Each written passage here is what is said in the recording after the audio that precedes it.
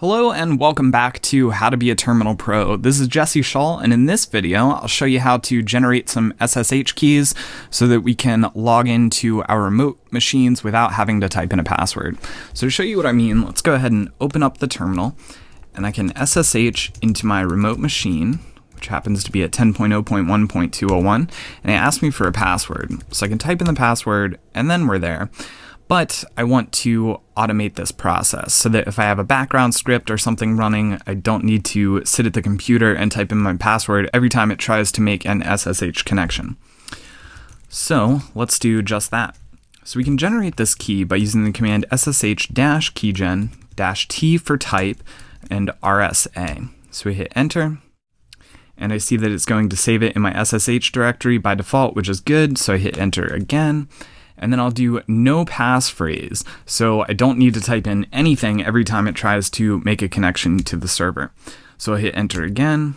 So it has created this SSH key, which is excellent. So we can go into our SSH directory and list out the contents.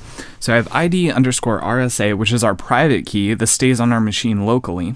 I have ID_RSA.pub, which is the public key, and we'll be copying that to the remote server so that it knows, hey, this matches up with your private key. You are okay to log in here.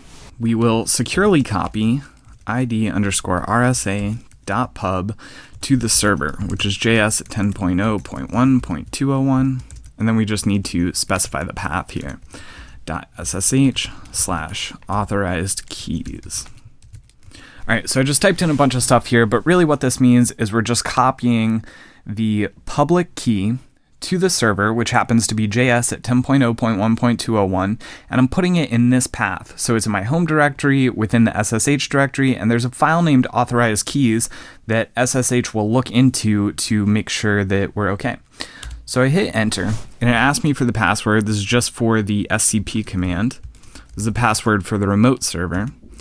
I hit enter, and it has created that file. So now whenever I SSH JS at 10.0.1.201, I don't need to type in my password. So that is excellent.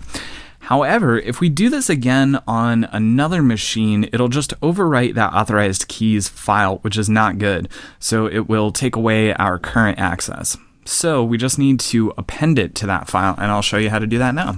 So I have another account on this computer, namely JS2. So we'll go ahead and log into that. I just need to type in the password here, and we're there. Okay, so now we need to do the same bit as before. So we'll do ssh-keygen-t for type, RSA key, and we'll say, yes, save it in my home directory in the SSH directory and name it ID_RSA. We'll hit enter again for no passphrase, so I don't need to type anything in. And now we'll go into our SSH directory and list out the contents. So I see I have the private key here and I have the public key there. So we just need to get the contents of the public key and append it to my authorized keys file, which is on the remote machine.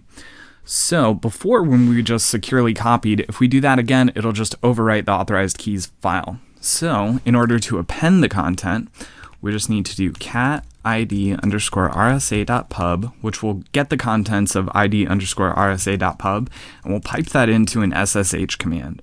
So we'll do SSH JS at 10.0.1.201, and then we'll send it the command cat, whatever we piped into, and append that to our authorized keys file, which is of course in my home directory within my SSH directory, and it's named authorized_keys.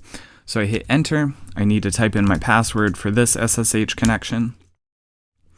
And now whenever I SSH JS at 10.0.1.201, I hit enter, I don't need to type in my password.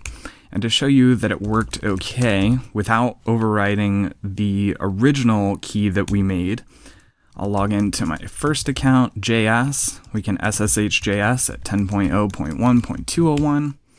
And there we did. So we just had two machines that we were able to log in without having to type in a password. So that is excellent. And the last thing that I want to show you is creating an SSH host alias. So instead of having to type in JS at 10.0, whatever your IP address is, you can just type in a single word, namely server.